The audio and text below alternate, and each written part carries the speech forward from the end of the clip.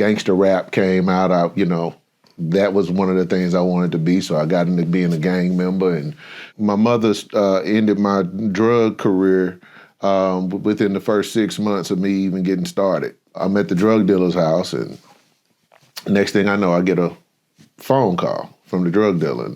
He passes me the phone. He's like, "It's your mother." One of the biggest struggles that I had was finding where I fit in. It's not that I was alone. It was that I was lonely. So learning how to stop feeling lonely, you can feel abandoned, but when you realize that you got a source, you're never without.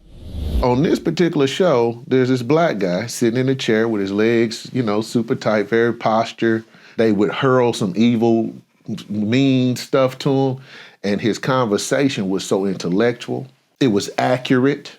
He could take what they said, turn it back around, and let them see themselves. And I'm sitting there and I'm like, who is this? Like immediately, I heard nothing about Islam. I didn't hear any of that, but I just knew. They said at the end, Louis Farrakhan. I said, this the guy? They said, you got to give up pork. You got to give up, like literally just running that alcohol, all of that. And I was like, oh, okay. That day, I gave everything up because I was always interested in religion, right?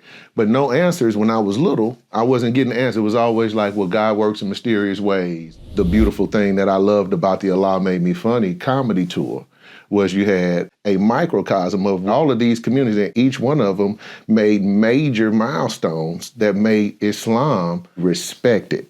We had to educate our community that it's okay to laugh. I always say, let your hair down, so to speak, sisters. Please keep your hijab on. But let your hair down, so to speak, or relax.